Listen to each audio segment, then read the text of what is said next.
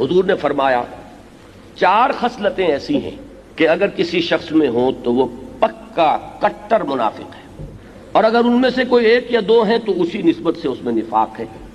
1 ہے تو 25%، 2 ہیں تو 50%، 3 ہے تو 75%، اور 4 ہیں تو 100%۔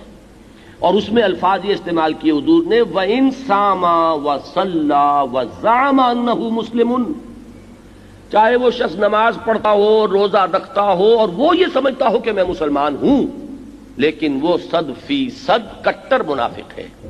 اگر یہ 4 خصلتیں ہیں ذرا نوٹ کیجئے اور اپنے گریبانوں میں جھانکیے، اپنی قوم کا جائزہ لیجئے، اپنے قومی کردار کا جائزہ لیجئے۔ اذا حدث کذب، جب بولے جھوٹ بولے، واذا وعد اخلف، جب وعدہ کرے خلاف ورزی کرے، واذا تؤمن خان، جب کوئی چیز اس کے پاس امانت کے طور پر رکھوائی جائے، اور امانت صرف چیز نہیں ہوتی، اختیار بھی ہوتا ہے، امانت راز بھی ہوتے ہیں، امانت مشورہ بھی ہوتا ہے۔ واذا تؤمن خان، جب اس کو امین بنایا جائے خیانت کرے۔ اور نمبر 4 وَإِذَا خَاصَمَ فَجَرَ، اور جب کہیں اختلاف ہو جائے، جھگڑا ہو جائے تو آپے سے باہر ہو جائے، پھٹ پڑے، گالن گلوچ پہ اترا ہے۔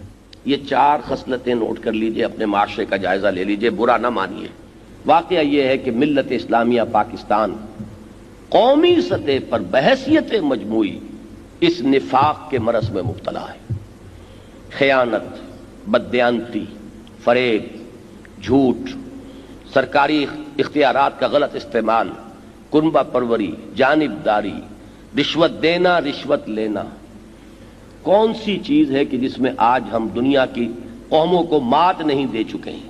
ہمارے ہاں واقعہ یہ کہ بدقسمتی سے میں اپنے اس مشاہدے کو میں بیان کرنے سے رک نہیں سکتا کہ ہمارے ہاں جو جتنا بڑا ہے اتنا ہی خائن، جو جتنا بڑا ہے اتنا جھوٹا، جو جتنا بڑا ہے اتنا وعدہ خلاف۔ قول و عمل کا تضاد، اور یہ قول و عمل کا تضاد صرف عوام میں نہیں ہے، خواص میں، صرف ان لوگوں میں نہیں ہے جن کا مذہب سے تعلق نہیں ہے، ان میں زیادہ ہے کہ جن کا مذہب سے تعلق ہے۔ چوں بخلوت می روندہ کار دیگر می کنند، دوسروں کو تلقین کرنے میں بڑے تیز۔ اتامرون الناس بالبر وتنسون انفسکم وانتم تتلون الکتاب، لیکن اپنے کردار کو، اپنی روش کو، اپنے رویے کو کبھی بھی اس کے اوپر کوئی ناقدانہ نظر ڈالنے کے لیے تیار نہیں۔ الا ماشاء اللہ، میں پہلے بھی کہہ چکا ہوں، افراد کا معاملہ اور ہے۔